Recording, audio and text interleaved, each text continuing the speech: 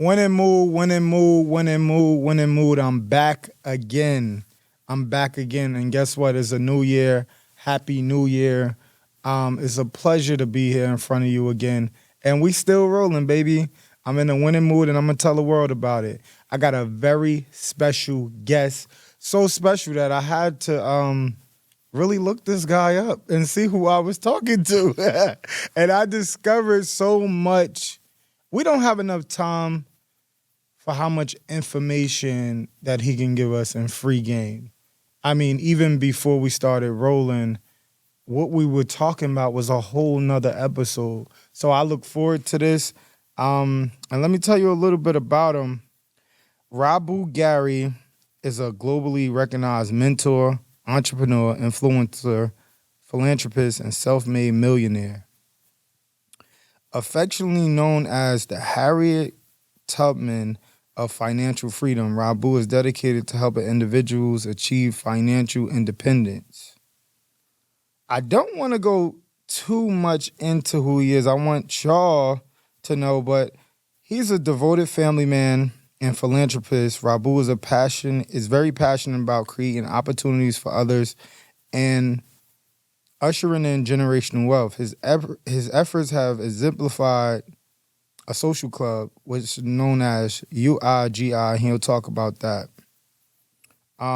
He's been on radio shows. We're gonna talk about that. He's been all over the place. I actually known this man since I was 18 years old, and he doesn't know how, and we're gonna talk about that. Through his ventures, Rabu continues to inspire and guide people worldwide on their journeys to financial freedom and having their own personal success. Ladies and gentlemen, I give you Rabu Gary. What's up, bro? Thanks for having me. Winning mood. I was kind of nervous doing that too. But y'all gonna see how I get better and better introducing people. Now I get to be myself. How you do a good job though. Thank you. So, can you tell us a little bit about yourself, where you grew up at, where you from, how old you are, kind of like your upbringing, where you went to school at and everything. That's a long one. Well, I'll get to the age part quick. I'm 52. I'll be 52 actually on Monday. God, January a day 20th. over 40. Yeah, but born in Newark. I would say born and raised in Newark and out of Newark. I'm a military brat. My dad was in the Navy. So I remember the dates. I started off at Springfield Avenue Community School on South 10th Street, 18th Avenue. It's no longer there. And from there, we went to San Diego. Lived in San Diego for 2 years. But then we came back to Newark. Wow. Went to Harriet Tubman. Okay. You know, Harriet Tubman. Left Harriet Tubman, went to Florida because my dad got stationed in Florida.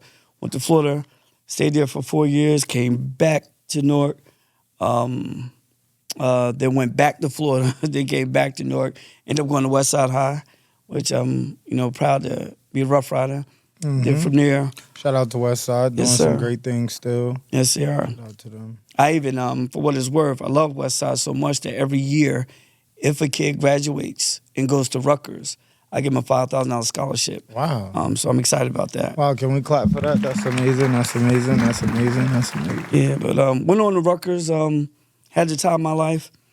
It took me, should have graduated in 4 years, but it took me like 7. No, I'm joking. I was there for a minute. Okay. I got to school and acted a fool. But that's pretty much it, man. Like, love Newark. I still have family who live here. I'm always going to be part of Newark. Newark will always be part of me. And I love to see how brothers like yourself and my other friends in Newark are doing it. And they really doing it. It's amazing. God is good, man. God is good. So, if you had to describe yourself, not what we know you as, I don't know. I looked you up on Google. It said, like, internet personality. It said it. Google and ChatGPT, they'll give you all types of names. How do you describe yourself? If you had to describe yourself in 5 words or 5 terms, what are you? Man, 5 words. I'm a cheerleader. Wasn't expecting. Okay. I'm a cheerleader. I like to. My biggest enjoyment comes from seeing people win. Number one on the planet. Win and move. Okay. That's it. I'm a big cheerleader. I love to see people win. Okay. Okay. Okay. What's number 2? People say this. You know, I can't self-proclaim this, but people say that I'm a decent mentor and a leader. Okay. You know, Okay. You're also a father. I'm a father. Yeah. Help him out. Married Help him first. Married for 24 years. It'll be 25 in a minute. That's amazing. Yeah, incredible wife, Sherry Gary. 2 incredible daughters. One's in Hampton right now, about to graduate. The other one can go anywhere on the planet she wants to, but she's thinking about going to Hampton as well. So, you know, her mom and her sisters are AKAs. She want to be an AKA, so. Shout out to the AKAs. Yeah, so. All right. So, when was the first time you discovered entrepreneurship? So you're this kid growing up in Newark, moving all around. When did you first see entrepreneurship? Wow. So my father would say I got it from my grandfather. My father's been on record to say you're your grandfather. Your grandfather's spirit has jumped inside you. Wow. Because my grandfather was an entrepreneur. Wow. Actually, he was Mayor Gibson's main man, campaign manager, best friend. You know, Mayor Gibson was the first black mayor of Newark. And my grandfather was heavily involved in music. He played 16 instruments and spoke 8 languages. Wow. So he's a real Renaissance man, and I watched him. Okay. You know, for the time he's alive. But when I first found out I was an entrepreneur, I was living in Florida. I was a silly, stupid kid, and I was shoplifting, right? And I would go to the store, steal gum and candy, and sell it in school. Your breath was that bad? Nah. You need an extra gum. Yo, man, I was That is selling in school. crazy. Oh, 100% markup. okay. Yeah. I did the same thing. Okay, I can relate. Okay. Yeah, so they call me but the I ain't candy still a man. candy. Yeah, I bought should have it. been buying it. I bought it. Yeah, I should have been buying it. Okay. That was a stupid me. But I figured, you know, the markup was real. Yeah. I could relate. I used to go to Rite Aid. I don't know if they still around, but I used to buy candies on sale, and I would go house to house selling candy. I was about 11, 12, and then that led to me taking it to school. Then I recruited a bunch of kids, and we would go up to like Livingston, get the cops called on us. I didn't know you needed a permit, but I would teach them, and I actually had my kid with me, just teaching kids how to make their own money. Love it. So I would say that was one of my first entrepreneur endeavors with the candy. Yeah. So how many businesses currently are you invested in? Oof. Quite a few. And like anything, in business, you have your ups and downs. True. Some of the ones that's doing extremely well right now, I'm a owner of protein tea that's on Amazon. We're in Walmart. Wow. It's called Proteins. It's pre-made tea and it's protein. It's all natural, gluten-free, blah, blah, blah. It's amazing. That's doing very well. Can you share the name? Proteins. Proteans. And found only on Amazon. Amazon and Walmart. You can go to Walmart online and buy it. And we're in the Midwest. We're in multiple grocery stores. Okay. So we're about to crack the East Coast. We're in Canada as well. Okay. We just got a big order right now, but we're in the process of getting an SBA loan for $1 million. So we could fulfill some loans, fulfill some orders. So it's doing pretty well. Wow. I wasn't expecting you to say that. Because I know, I did my research. You can look him up, Rabu Gary. I even asked ChatGPT about you. And, that just shows you the power of entrepreneurship. You could be involved in several things and it's not directly tied to you. Yeah. And that's actually the best way to go because it takes a lot of everything doesn't have to be so emotional. Like my brand Crabbe, I'm very attached to it. Gotcha. But if I invested in Airbnb, it's not such a big attachment. You're an investor. So that's game right there. Every single business doesn't have to have you as the face. Correct. And protein tea, that sounds amazing. I'm going to actually check it out. I don't really give reviews, but I'm going to just support the brand and check it out. Right. So, okay, you got the tea. What's number 2? Number 2, I guess it's not in order, but like Yeah. your top 5 things you're thinking. So I own 2 apartments in Dubai. And I love it. I think Dubai is the best place on earth. No crime, no racism, no poverty. But one, I rent out to a family of doctors. The other one, I Airbnb it.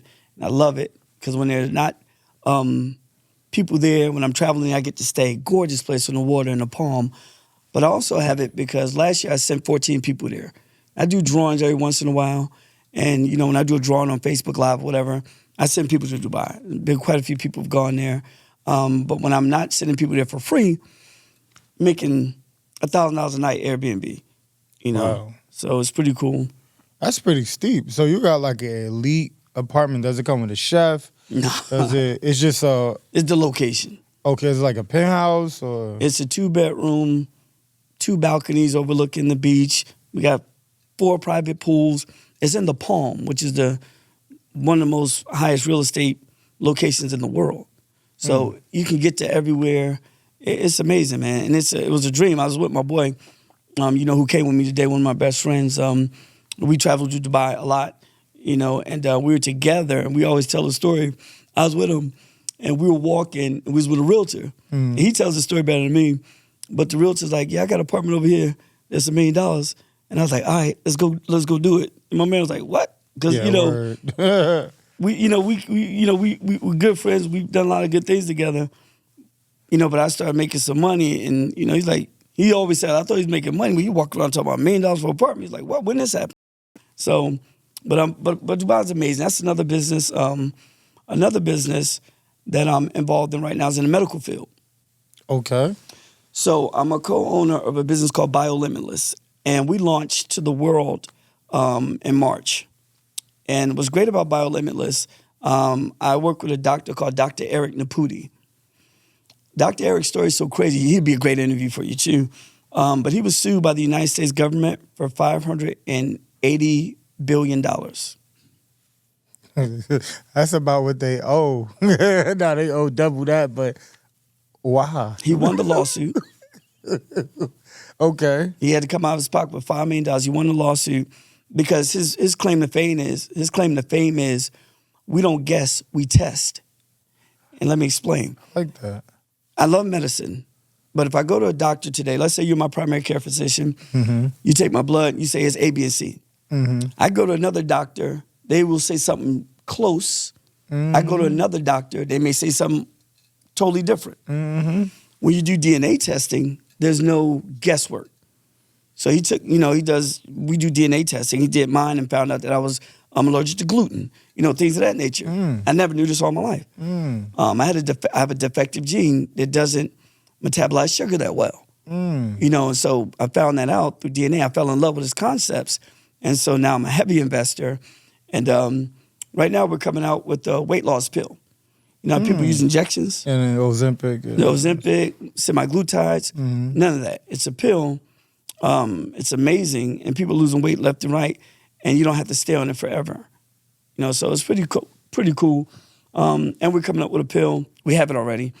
That helps with mood swings and depression and things of that nature. And it's all natural. So it'll be launched in the end of March, the beginning of April. Okay.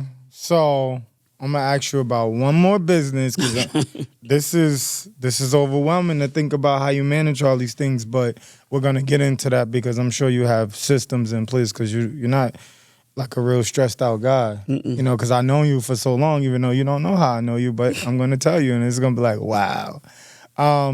So what's another business that you have that's doing well or not doing well that you can share with us? Right now, the heck else is so many. Because in most, you said this earlier when we were chatting, I tend to become an investor, so I don't have to be fully invested. Makes a lot of sense to me. I'm passionate about a lot of things, helping people. But one thing, I'll find someone like yourself who loves what they do, who are very passionate about it, and if it makes sense, then I'll come in as a ghost investor, an angel investor, whatever, and help and watch things grow. So I do a lot of that, but I'm very particular about what I do, where I spend my money, because I have to know a little bit about it. If I don't know enough about it, I'm just not throwing money in the bag. Right. So I got a couple other ventures that are going, that are doing well. Any Bitcoin? Any crypto? Crypto. Oof. Here's the biggest thing about crypto. Crypto is decentralized for a reason, to keep people out your business. So I dibble and dabble in the crypto field. And they're sports betting. I'll give you one in particular. So right now, I'm a customer. And what I don't do, I don't tell people where to put their money, but I'll tell people where I put mine, if that makes sense. Okay. So by law, I'm not a financial advisor. I'm not a fiduciary advisor. I can't say, yo, Kashi, go put your money here. I can't do that. But I can say, yo, bro, I just put X amount of dollars over here and it made me money. That's legal. Right. And so sports betting, I'm a customer to the sports betting ring that's out of the UK, Mauritius, in Mauritius in the UK, and they have this AI system where they only bet on lady sports, tennis and golf, so on and so forth. They don't do the NBA, the NFL. They don't do Major League Baseball, hockey. They only do lady sports. Wow. Because it's very predictable, and they're winning about 90% of their bets. And so, wow, I buy bets every month. You could buy a block of bets, and you make about 20% a month on your money, static, every day. Wow. So I like that. Wow. Have you ever been broke before? I've been broke long and I've made money. Okay, can you describe to us why were you broke? How you like? Can you walk us through it? Like, what year was this? And how you overcame that? Well, growing up, there were times. My mother's now a PhD. She's retired from the state of New Jersey. She still does a little bit of. She's a therapist. My dad now, he lives in New York. He has an online ministry. He's retired. He's a plumber. Nice. Growing up, my stepdad, he's retired from the Navy. He's 20 years, Master Chief. But at times growing up, because I don't know if it was in your family, but in my family, there were some addictions that took place. My mom's clean now for like 50 years or whatever. Right, I can relate. Okay, and at that time, when there's addictions in place, they override buying groceries. Okay. And I know you and I talked earlier before we jumped on, you like fishing, I like fishing. Well, the reason why I like fishing, because at times when I lived in Florida, that's the only way my sister and I ate. Wow. Oh, wow. It's deep. Okay. I would go catch bass and bluegills and brim, take them home and do them up. Yeah, I love bass. You know? And my mother will argue today, she's like, it was food in the house. It was just in the freezer and y'all didn't want to cook. But me and my sister would argue, my sister and I would argue, that wasn't the case. You know, it was times where it was real. Yeah, being broke as a kid is different than being broke as an adult. And I've been broke as an adult also. Yeah. Broke. I could really relate. That's why I said, yeah, no, like I'm thinking about, I think they tell the same stories because when you are going through an addiction, you're not totally there. I think some things a lot of our parents done blocked out. They blocked out. You know, and probably us as parents, some of the bad decisions we make as parents, you try to block them out, learn from them. But it's so much time that you might not forget that moment that affected your child. Correct. So I remember things that I want to forget, you know, not just so far as being hungry, but a lot of portion I was raising myself. I was like teaching myself about the streets and just preparing myself to go outside and be a young man and things I saw I shouldn't have had to see. But I don't fault them now because I know what it is to see somebody have an addiction and all the people around them have an addiction. So I get it. So they're not going to remember nights you didn't remember. You know, it wasn't the same lens. They were high and you were probably crying or coping with the situation. So just congratulations on surviving that. You definitely took me back to the early 90s. I could smile now because it was some good times with that too. Right. But I'll say this. You know, when my mom went and got clean, she changed our whole generation literally because her mindset changed. She started reading. She's really the catalyst of today, where I am today because I watched her.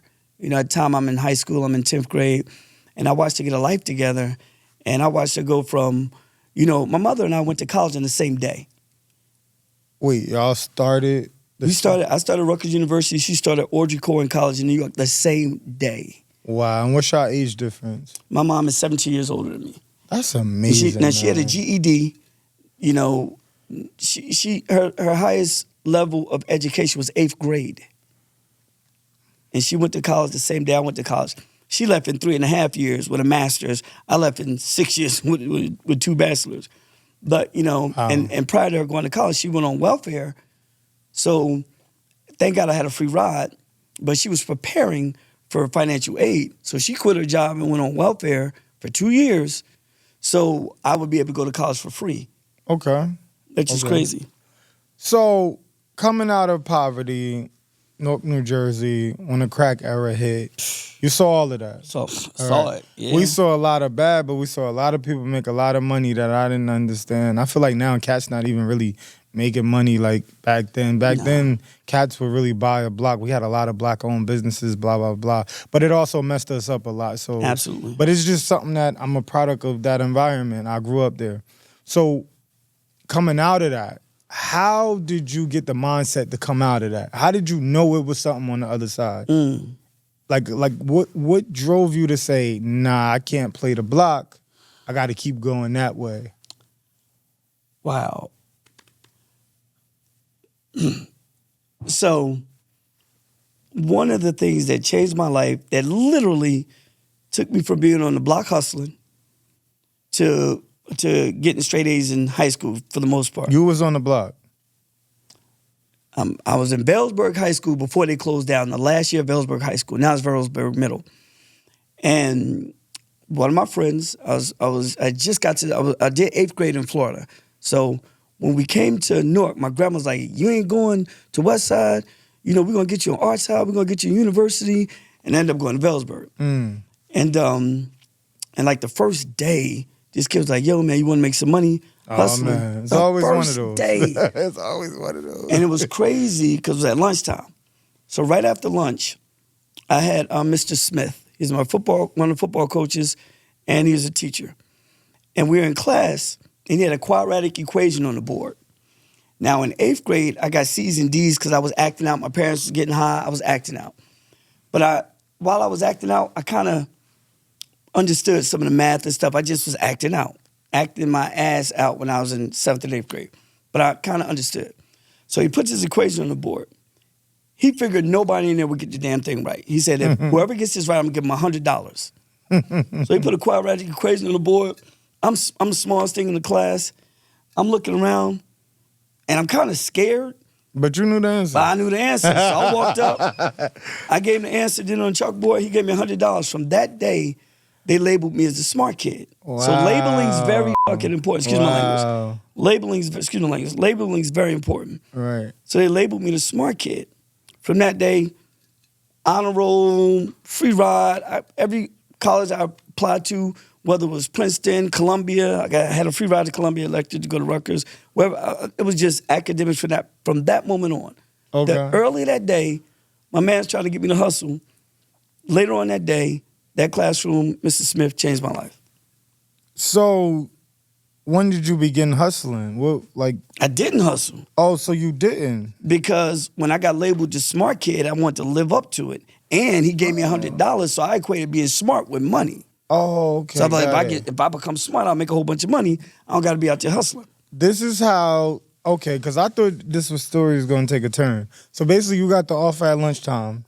The same day or later on that week. But later on that day. Later on that day, he blessed you with the $100 for answering the question that he thought you couldn't answer. They thought nobody would answer. And that was your shift.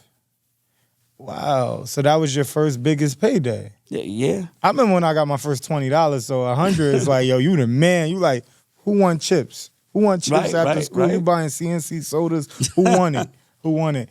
Okay, so you never had to sell drugs or anything. Okay. The statues is gone, brother. This is past the statute of limitations. Yeah, it's way gone, brother. You're 55 now. We're talking about... I told this story yesterday. I gotta make sure I'm not gonna get in trouble by telling this story. Statute of limitations. So I used to work at Federal Express. Okay, me too. Everybody worked at Federal Express at the airport. And I won't name I'll tell my story so I won't implicate anybody else. So me and one of my boys, we used to go to West End and 18th Avenue and buy weed Okay. and sell it at FedEx. Okay. This is why I don't smoke anybody weed to this day, because how we used to prepare it. We used to take the weed, put it in the backyard. We used to have a Windex bottle. We would put Hennessy, because everybody want the sticky weed. We would put P, because everybody want the funky weed. God's my witness. What? Hennessy, P, What is urine. going on? Okay, we spray the weed out, put plastic on it. It'd be sticky. It'd be good. Well, I don't know if it was good or not because I wasn't using it. And at Federal Express, I was a corporate officer. This is federal property at the airport. We selling weed. Was you making good money? I was making a killing. But this what happened. I was rushing to work one day. Weed. I had 25 pounds of weed in my trunk. I was rushing to work. Pounds. That stink. I'm rushing to work. I ran in to punch the clock, and my car got towed. Oh. At the airport down in one of the little tow spots in Elizabeth. So I called the family member at the time. I said, yo, if you go get this car, I told him what was in it. So if you get out of impound, you can have everything in it. You can have a car. I never did anything illegal since. And I was 20, it was right before I met my wife. I was 26 years old. If I would have got caught, I'd still be in jail right now doing fed time. Yes, you 26 pounds. What kind of car was this? A little Subaru Where you put it at? in the trunk. I just picked it up on the way to work. Wow. Now Yeah. wait until I was 26 years old to start quote unquote hustling. So now your next investment could be a brand called Pissy Weed. Yo, you had to piss on 26 pounds of weed. You drunk a lot of water. That's why I smoked more weed. Now we were, a little bit of pee in the bottle, in the Windex bottle, and some Hennessy, and we just spray it up, put the plastic over it, let it sit, then bag it up. Wow, I never heard this ever. I'm not saying, y'all know I'm the realest of the realest. I don't make up nothing. I just could be me. I never heard you piss on weed. I heard roach spray. Yeah, that kill somebody. I heard roach spray. I heard a lot of different things. I ain't got to get into all of that. But I never heard piss. And I wonder, like, me and my boy was talking a couple years ago, and he was like, yo, you smelled the weed lately? It smell like boo-boo. And I'm like, you right, like New York weed? Like, they be smoking all the weed. I'm like, it smell like boo-boo. Maybe somebody upgraded from your original findings. Pissy Weed brand coming soon, y'all. Exactly right. I want to invest. It's a lot of urine out there.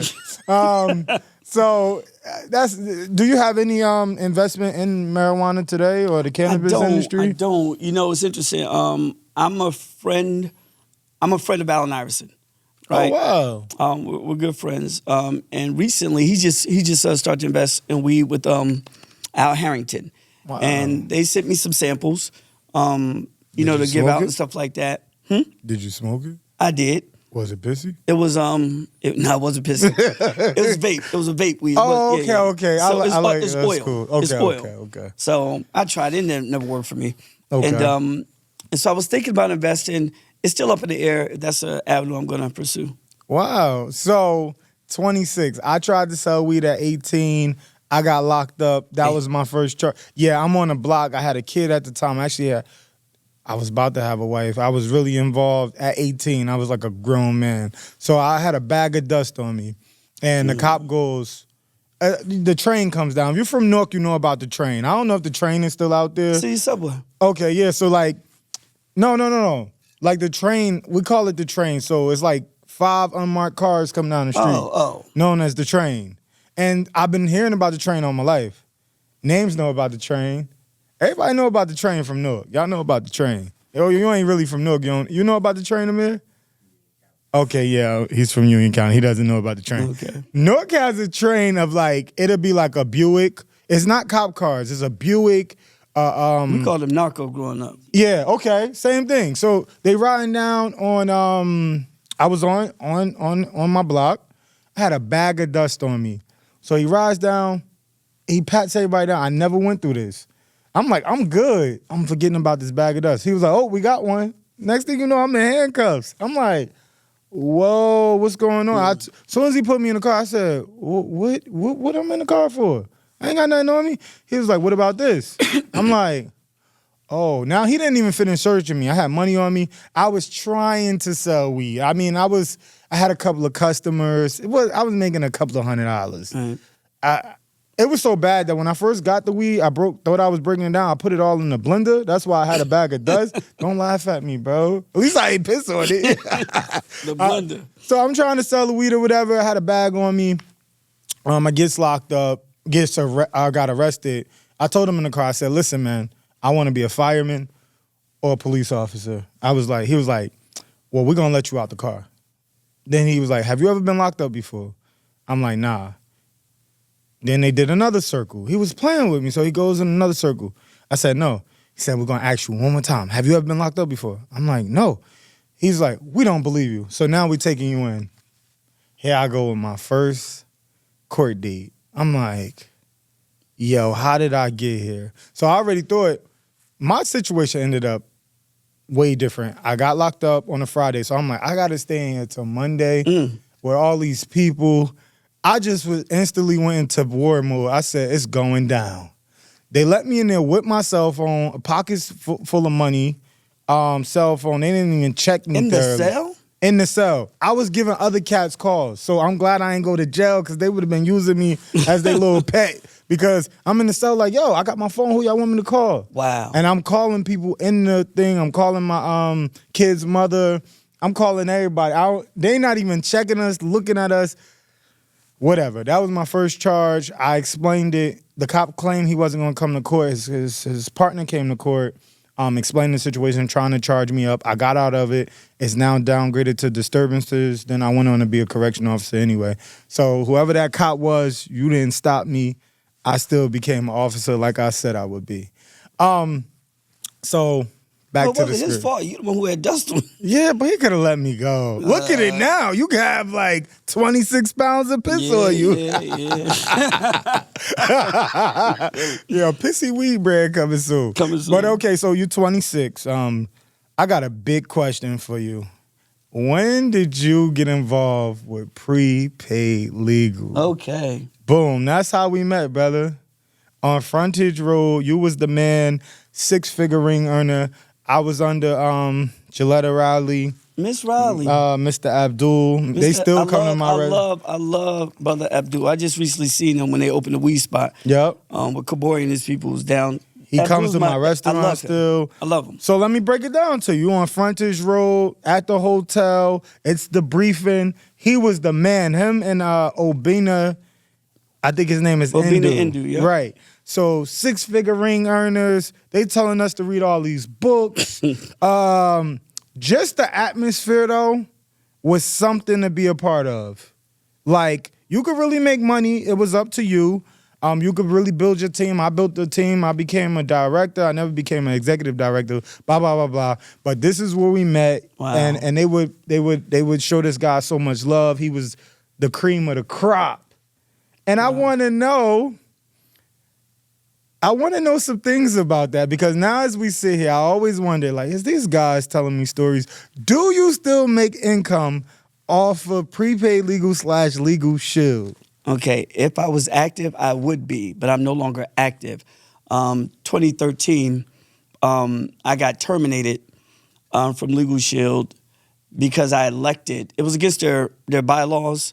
After the fact, I found this out. But I elected to just sell Legal Shield to companies, but recruit people to a company called Organo Gold. I remember when you made that was the coffee company. The coffee company. Oh, I studied you, brother. I've been around for a minute. I am I'm a fan. I'm a supporter. I study greatness and boss moves. So I've been studying you since I was 18. Wow. Yeah, wow. 34 now. But with prepaid legal, now Legal Shield, I got a great story how it started. A good friend of mine named Diab Abdul Salam, him and my boy Al Tariq Battle were talking one day, and Diab approached Al Tariq. He's like, yo, will you be interested in prepaid legal? Reek was like, I wouldn't be. It's selling. He's like, you need to go tell Rabu. That's something Rabu would do. So at the time, I'm working at Enterprise Rent-A-Car, and I'm selling cars on the side. Yep. I'm selling cars on the side. I would go to the auction, buy cars, and when people came to rent cars, their car was jacked up. We supposed to sell them into an enterprise rental car. If they couldn't afford an enterprise rental car, I had a little cheap joker, to sell them into. So, make my money, whatever. Toro before Toro. Toro before Toro, you bet. So Diab came to the shop. I remember I was working in Rawway. He's like, yo, bro, are you interested in selling legal services? I was like, no. What? But this week got me. He said, for every person you know who gets his legal service, you're going to make $10 per person. It? That's it. So at this time, I'm making $50,000 a year. I'm an enterprise rental car. I'm a manager, assistant manager. I got a company car. I'm not paying for gas, not paying for insurance. I'm doing well. I just got married. My wife is making money. And she's making more than me at the time. So we're doing okay. Living in an apartment. And he showed me how I could make $10. I sold 5 plans. I made $50. I never went back to work. I made $50 on my own. I said, I'm never going back to work. And the day before 9/11, on September 10th, I quit Enterprise. I started doing Legal Shield full time, never looked back. Wow. Off of $50. So the residuals were still, because you had a huge team, so the residuals will still be happening. It would be, but again, I'm not active, so. But they call this a Ponzi scheme. They call network marketing a Ponzi scheme, which is stupid. Which I think is crazy. It's just it's ignorance and people just don't know. Because right now, I could have the same concept at my restaurant. Correct. It's like my West Orange location. I basically recruited my partner, and I get residuals every month. It's just the way you think about things. But I guess, there's so many things out there. I mean, we could go through the companies. But this concept been around since Avon. And Avon, Mary Kay. If your mother didn't sell Avon, you're not from Newark. Insurance. the penny lady or penny man used to walk around, selling penny insurance policies. I mean, and they were selling for somebody else. The drug game. Yeah. However you want to put it, it's always some type of hierarchy where they're putting other people in place, to make money. But I'm going to tell you the problem. The problem is who we getting our game from. Okay. I was in the barbershop yesterday, and they was talking about expensive car notes, right? So they like, you're crazy if you pay $2,500 for a car a month. I said, the cats y'all looking at that's paying those car notes are probably leased vehicles, and they writing it all off. Correct. I said, but we're looking at it as, he drives a Lamborghini. I said, I just got to mess with him because he owns a couple of Lamborghinis. And this is real fact. And they're paid for. Right. Well, I ain't know all that, brother. Okay, I don't do bills. I don't do car notes, and I don't do bills. And we're going to get into that. But so I'm just like, hey, man, a lot of these cats with these nice cars are actually writing them off because when you get hit with that tax bill, you can tell quote, correct me if I'm wrong, but it's things that you could do and spend on your business that take away from that tax liability. Sure. Because if you don't, now that we in January, the money that I didn't spend on back into my business in December, they're taking it. They're going to hit you. And then if you have a bill, this is free game because I learned this the hard way. They give you a bill. You can set up a payment plan if it's under $50,000, okay? And then it's an interest on the money you owe the IRS. It could get so bad to where if I don't finish paying, they can come in every day and count my cash and take the cash. So spend money back into your business before the next year. So if you don't buy it, it's gone. It's gone. So I had to learn that and how to put things in my business name. Even my newest car is actually going in my business name early as next week. Good.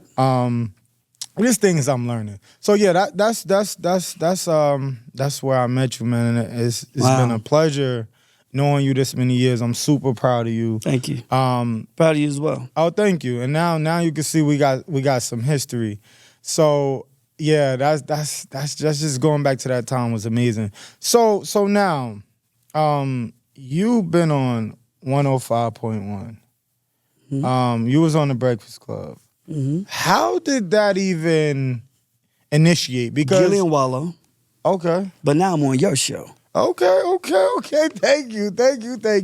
And I'm sure, it's a lot of things you've been on. But let me know how that conversation initiated. Did you reach out to them or they reached out to you? Wow. The Breakfast Club, I did it with Cosmic Kev. Okay. Because Cosmic Kev and I, we did a concert together, lost a ton of money. I We did always 2 wanted to do a concerts together. concert. Don't do concerts. Wow. Okay, let these cats, who do all the concerts? I know Funk Flex does one. No, The the bigger station brand, does- the big ones that do all the okay, concerts. okay. Let them do what they do. Okay. So I lost $1 million on a Cardi B concert. Cash money. Gone. $1 million? In a win. $1 million, dog. Y'all thought y'all was gonna make that? The projections were high. I lost $1 million. And between what I had to pay her and Offset, we had it in Atlantic City and Bader Field. We had to do everything. I had to pay for everything. It get expensive. From walls, from rails to garbage cans. It was crazy. Food. Then I lost money on a Jadakiss concert, but Jadakiss was incredible. That one was great. But I got with Cosmic Kev, and he knows everyone. He's a radio, from Philly, and he knew the Breakfast Club. He knew Eddie App, who's the producer, and they got us on there, and we had a good time, man. We talked about some things and educating and enlightening people. From that connection, I'm still cool with Envy. He's a Hampton alum. I reach out to him periodically. Shout out to Envy. I booked him Envy's before. the truth, bro. He's the truth. Can't imagine his fee now, but I booked him when I first started doing events. Okay. It was $2,500 an hour. This was 10 years ago. Wow. I don't know what it is now, and I don't want to know. Nah, Envy's a good brother. It was an hour. I was like, an hour? Yeah, an hour. So, how did it feel just being on the radio? That's a big accomplishment. I think a lot of people would love to be on the Breakfast Club and to share their vibrations. How did you feel? Did you feel at that point you made it, or was another point you felt like, because you was on Forbes too. You I was in Forbes twice, actually. Forbes. Twice is a flex. Put your muscles away. And that watch. I was checking out his watch. I like watches. Yeah, I was in Forbes. What publication, what radio show, when did you feel like, yo, I made it. This is a moment. I've never had that feeling because I haven't made it yet, because enough people haven't made it with me. Boom, drop the bomb. This is about to get deep. This is going to get deep. Okay, elaborate. Is that guilt? Is that some type of guilt or some type of because I believe in everybody can go.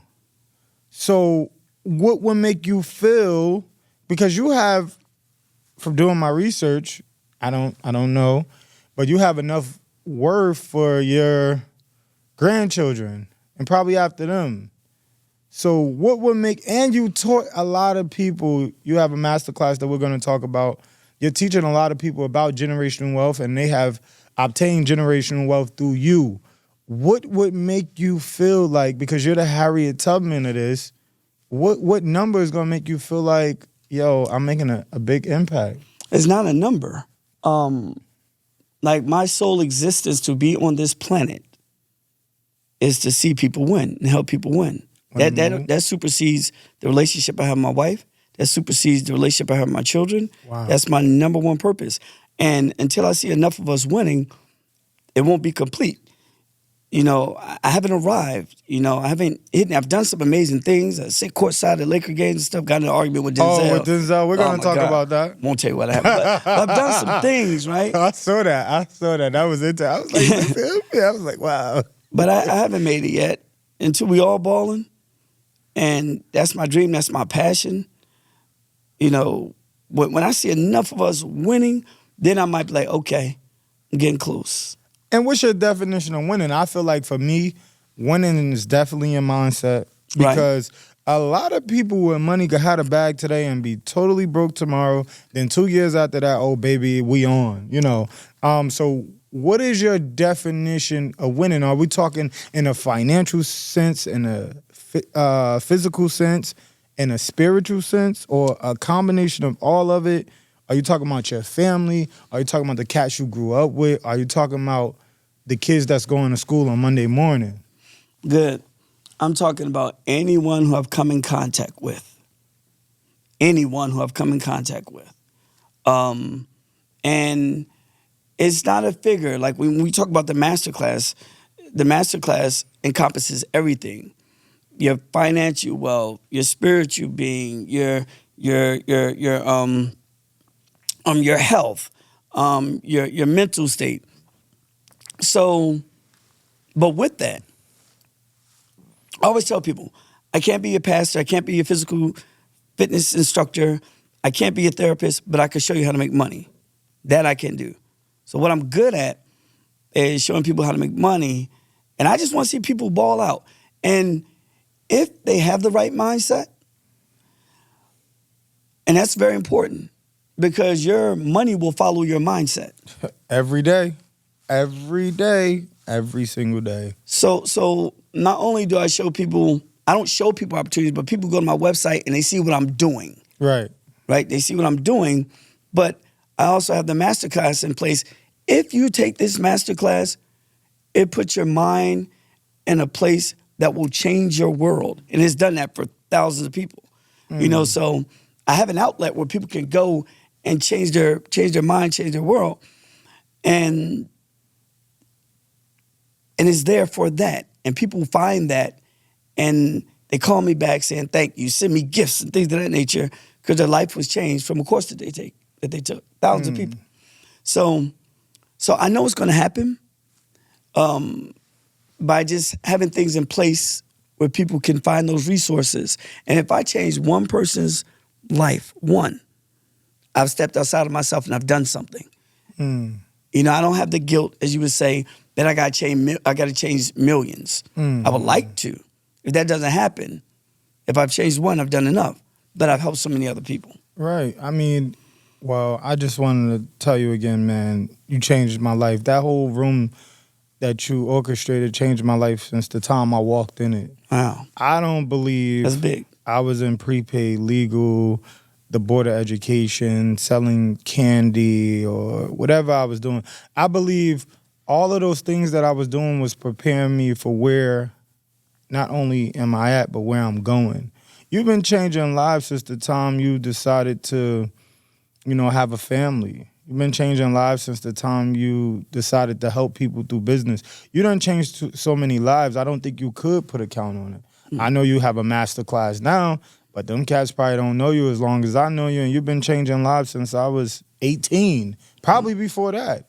You know, so continue to change lives. So I want to know more about this master class. You hear this stuff on YouTube. You hear these people talking about, you know, hit me up right now. I'm going to give it to you for $200. You know, you got everybody jumping on the bandwagon. Your mentorship, how can you guarantee results? Is it a scam? Is it something you're doing for money? Let the people know what separates you from any other guy telling you to join my masterclass today. Perfect. I guess legally you're not supposed to say you can guarantee results, Right. but everybody who's taken this class that have reached out to me has told me it's changed their life. And it's been thousands of people internationally. I have people who've taken my class who got it changed into different languages. Wow. Chat GBT? Exactly. Wow. So I don't know how to speak in Mandarin. I don't know how to speak, Arabic. They've taken it from the internet, paid for the class, and changed it in languages so where they understand it, which I think is amazing. While we can't guarantee results because it really, I don't even want to say we can't guarantee results because I believe we can, but legally you can't say that. When you change your mindset, everything else follows. Okay. And one thing about the master class, and this is amazing. So I was mentored by a gentleman named Paul J. Meyer. Paul J. Meyer has since passed away. I was mentored by him, but not only was I mentored by him, about 50 other people were mentored by him. We went to his home in Salado, Texas, right outside of Waco, Texas. Paul was a self-made billionaire, white gentleman, grew up German. Paul trained us, and the first year we went to his home, he trained us on eating right. That's the first year. The second year we went to his home, he trained us on how to use our mind and have everything that we want happen. So before cats was all excited about vision boards and dream boards, we did this years ago. And I still have my dream board to this day. On my dream board, I made it after leaving Paul. I was trained by Paul in 2004, 2005. I procrastinated. I didn't consume it all. I didn't put it all into action until 2009. So 2009, and the seed was planted, so I was working around it. But 2009, I put my vision board together, and I set my mind to having everything I wanted. And on my vision board, I put on there I want to own a Lamborghini and a Bentley. I elected not to get the Bentley, but I now own 2 Lamborghinis. On my dream board in 2009, now I'm broke at this point. I'm not broke. I'm making under $100,000 a year. We're struggling, but I wasn't in foreclosure yet. But I had no clue how this was going to happen. On my dream board, I put that I want to own apartments in foreign land. I own 2 apartments in Dubai. On my dream board, I put I want to own a boat. I own a boat. On my dream board, I put I want to give away $100,000 in charity. I've given away well over $1 million in charity. Wow. On my dream board, everything I put, I want to meet Magic Johnson. I met Magic Johnson. That's my favorite athlete of all time. I met Magic twice. On my everything I put on that dream, and I have that dream board to this day in my office, and everything on there I've accomplished. On my dream board, I put, I want to live on the water. I want to walk out my back door into an ocean. Right now, I'm building a home in Florida. When you walk out my back door, it's the Gulf of Mexico to be done in June. Wow. Everything was put on my dream board. It all came to fruition. And this is what you're teaching others to do in your masterclass. Right now. So let me ask you a question. I got a couple more questions. How do we sign up for this class? How do we learn more about this class? And what does it cost? I have joined classes before. What is the time commitment? Does it cost $100 today, but $10,000 6 months from now if I want to have breakfast with you under the railroad station? Break it down to us. Okay. I'm going to give a shout out to Miss Tina Lewis. She'll probably watch this. Shout out Tina. Tina Lewis, she's a mentor as well to many people. And I was sitting down with her in California. I had flown out to California to look at a business, and she was flown there too. We were all invited to go. Big players, they all invited us down to look at this business. And she said, you're mentoring people. Why don't you charge people? She's like, at the time, she's like, I charge $20,000 a session. Bruh. I'm like, well, I can't charge 10. She said, well, you need to, I said, I can't charge 20. She said, you need to at least charge 10. So I started to do a weekend with Rabu, where I would charge people 10 grand to spend a weekend learning from me. But the price tag was too high. That didn't last long. And I was taking the whole weekend away from my family, which wasn't cool. So I said, you know what? I didn't know how the masterclass was going to come about. The masterclass it was in 2018. I said, I'm going to take everything I learned from Paul and give it to the people. Because Paul told us, he said, before I die, he said, I want y'all to take this information and give it to the world. He told us. He set us out. And so I started doing it live during football season on a Sunday night. I started doing a live masterclass, and I recorded it. Okay. And it was just live, and people would pay $19.99 just to be on it.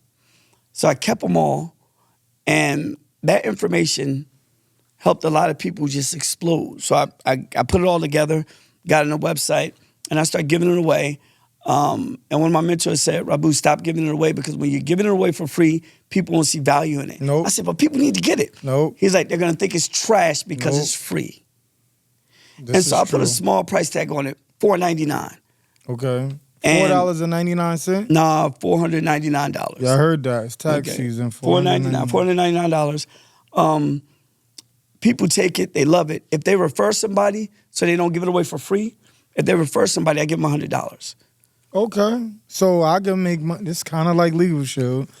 I refer somebody from my podcast, and you're going to give me $100. If they take the class, they pay for the class, you get $100. How do you know they put my name as They a just have to referral? say I was referred by A, B, and C. Now, after that, we go through the phases of the class. What's at the end? We go to strip club? No. Okay. My wife would shoot me in the No. With the master class, for those, what's at the end is freedom. It's an 18-week course. Now, a lot of people have sped through it. I don't recommend. There's some parts of this course you have to do 2 or 3 times, and I say do it 2 and 3 times. You know? Okay. And once you're done with the course, everybody who's taken this course has reached out to me in some shape, form, or fashion, whether it's on social media, phone call, or text, and said, thank you, my life has changed. Everybody. Wow. You know, so, and it trains your mind to get everything you want, whether it's financial freedom, whether it's spiritual freedom, whether it's fit, whether it's mental. It's amazing. And it works. Okay, so can you please look into the camera and let the world know, how do you find this class? You go to rabugary.com. That's my name, RABUGARY.com. Go there. There's a quick video, a synopsis of what it is. Look through the website, go buy it, change your life. Okay. And you can pay for it with crypto too. You can use cash or crypto. Wow, that's different. Well, That's credit card different. or crypto. That's a flex. That is a flex. You Yeah. can use your crypto to pay for it. I never seen that. I gotta check. I've been doing my research on the class, but I want to check out that. Of course, I didn't click check out yet, but I gotta see that. You don't see that too often, but I think that's the way the world is going. Especially like one of my cryptos just went up. I paid something cent for it, and now it's worth like $3.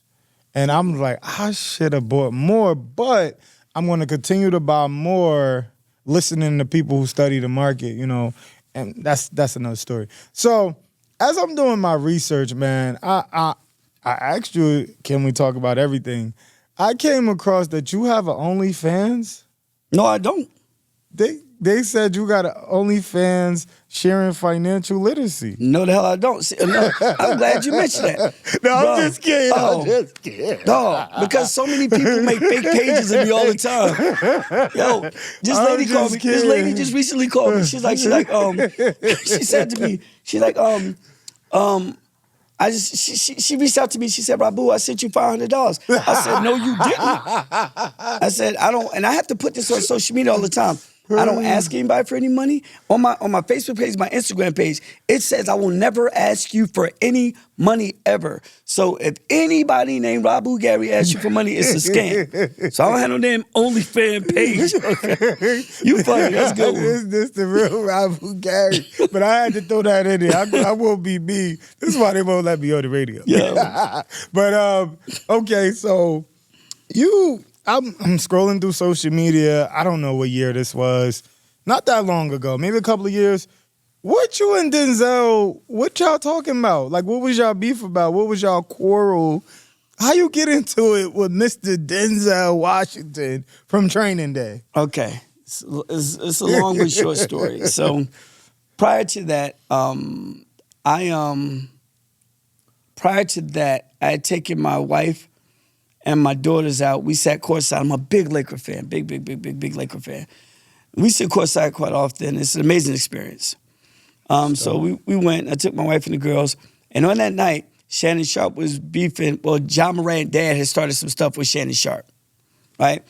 And I'm in the middle of it because I took my daughter over there to get his autograph, and I really wanted to get an autograph. And actually, I took her to Jennifer Hudson because she sings. My daughter sings very well. I took her to meet Jennifer Hudson, Kevin Hart, and everybody, because everybody was there. Mayweather, everybody was there. This was a big game. It's amazing. It was on my birthday, January 20th, actually. Oh. The Denzel one, I'll tell you about that game. This has something to do with LeBron? Or no, somebody was... Oh, no, a record was being broken. The Denzel game. This is before the Denzel game. Okay. So Did my research. I see Shannon Sharp and John Morant, dad. I was like, my daughter and I was standing right there, like, yo, let them piece up. I was like, y'all chill out, whatever. They don't hear me, it's so loud, whatever. But Shannon's brilliant, he's a smart man. He's not gonna do nothing dumb.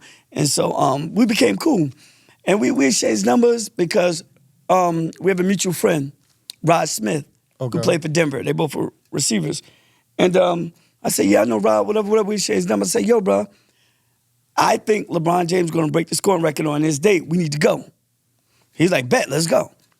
So I ended up buying 2 tickets, right? I bought the game they played against, I forget who it was, and then I bought the next game against the Bucks and I started following LeBron. So my wife and I tricked her into going to Boston to Eddie V's, and I ended up taking her courtside to the Boston game.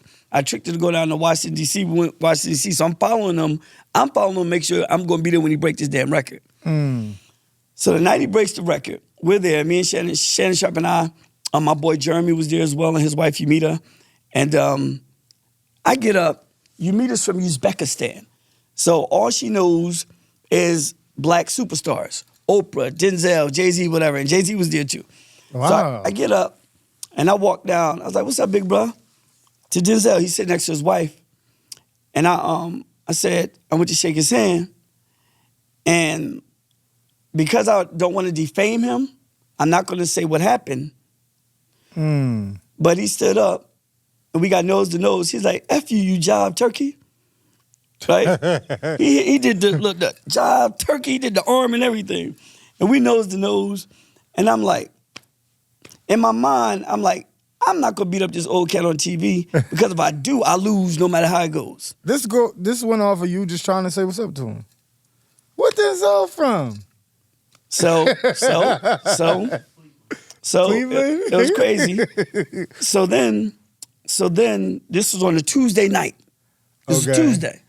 So, they broke it up. It's funny. While we talking, Jay-Z come over, and Denzel was like, "Hold me back." So Jay-Z breaks it up. He told her to hold him back. So that night my phone's blowing up. Not only did you get in an argument with arguably the best actor of all time, it gets broken up by arguably the best rapper of all time. Yeah, right? People wanted to know who That's was some Rabu you. stuff.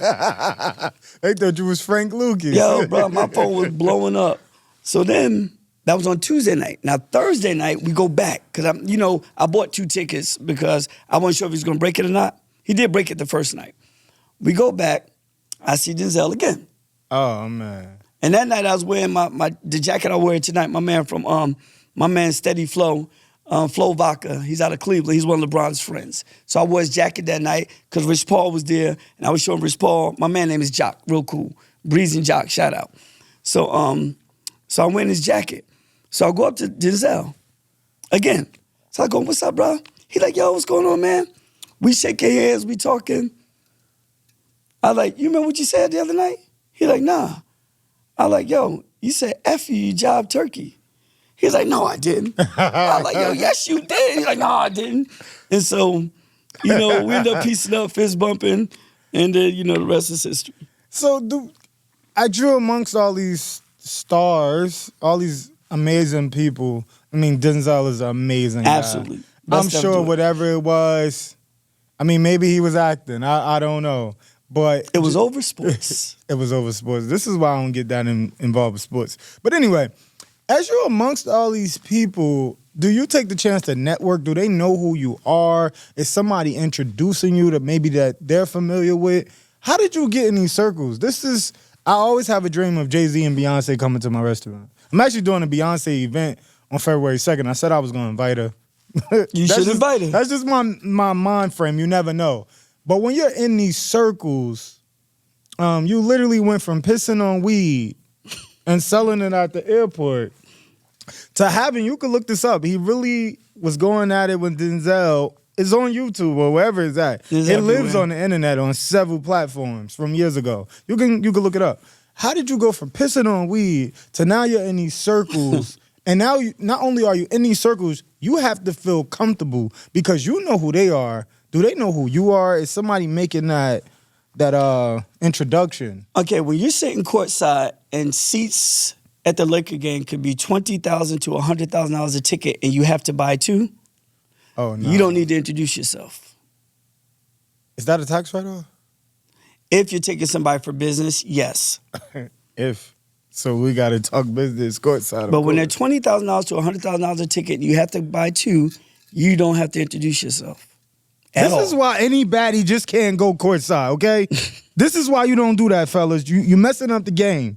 Paying $20,000, okay? This is not what you do with a woman from Instagram. Just giving you free game. Now, that's in L.A. Now, I sit courtside in Philly. Okay. Like my boy who's here with me today, we go everywhere together. He told this story last night. But when we first met, because he's a high-ranked state trooper. Right, this man has his security. He's being very modest. Like I had to go through a pat down in my own studio on my time. But he's with me today. We're very, very tight. And we first met. We live across the street from each other. And actually, he lives in the house that one of the Roots used to live in. Wow. Yeah, he has a lovely house, 2-acre home, great place. And we first met. We became cool, and he got me some Kobe Bryant tickets. Wow. Right. He's like, "Yo, this for you and your wife." Kobe. And I was like, "No, you going with me." He's like, "No, take out your wife, have a good night." I'm like, no, you going with me. He's like, no, man, you and your wife, y'all go have a good. Like, no, you going with me. Because at that time, I was the only male in my house. I had a girl dog, a wife, 2 daughters, and girl fish. Okay, goldfish was girls. So I just needed some male camaraderie. Yeah, I know how that feels. Yeah, we well, tight every not day. exactly, This but I know. doctor, his name is Doctor Uriel Twaits, because he's a doctor as well. But yeah, man. So, from that experience, I figured that's the closest I've ever been. And he had great seats. And I'm like, one day, I'm gonna sit courtside. So once it's little experiences. If you want it, God will put people in your life, put experiences in your life to give you everything you want. Say that one more time. If you want it, God will put people in your life, put experiences in your life to give you everything you want. Everything. If you want it. If you want it. And all you got to do is give yourself permission. Unfortunately, some of us beat ourselves up and we don't give ourselves permission to have everything we want. Some of us have survivor's guilt. We have a family member who passed away and we think that we should have passed away with them. One of my best friends, I got a tattoo on my chest right now from the name Henry Wynn. He passed away right after we graduated. Well, he was murdered right after we graduated. Him and Kier, as 2 gentlemen. But thank God I didn't have survivor's guilt. I knew that I was going to go do some things. And so a lot of us, unfortunately, we don't give ourselves permission to have everything we want because we don't think it's attainable. But anything you want is attainable. Anything. Man, I'm just so grateful and thankful that you came to talk to me. And I know, the human mind is such an interesting place in people's head. But when we set this up, I just wanted to ask you so many things. A lot of people are infatuated with what you have. This guy has maintained his lifestyle for years. You can buy a Lamborghini tomorrow, and then that note comes around, and we know he paid it off. It comes around, and then you won't have that Lamborghini in 2 months, right? He has maintained his lifestyle. He has, like I said, I met him when I was 18. 18, wow. Right? 34 now. 34 now. So even back then, he was the man in my eyes because I'm not in love with what people have. I believe that's what they choose to have. It's the knowledge that I get from people. I can still go back to books he told me to read back then, like Rich Dad, Poor Dad. It's the knowledge that I fall in love with because I know I can give it to somebody else. And it's amazing how God puts you with people. And I hope that after this episode, we can build. I'm going to sign up for this class. I'm going to tell y'all about the class. Because it's only one other time I signed up for like a spectacular academy or something. That was cool. I wasn't really invested in it. But knowing him and knowing that this is an authentic story, knowing that even when I was 18, he was a 6-figure plus ring earner in Legal Shield, I know he is the real deal. So I'm very honored to have you here today. I just want to ask you so much more about the pissy weed and your You're not gonna let apartments go in of the pissy Dubai. weed, Oh, right?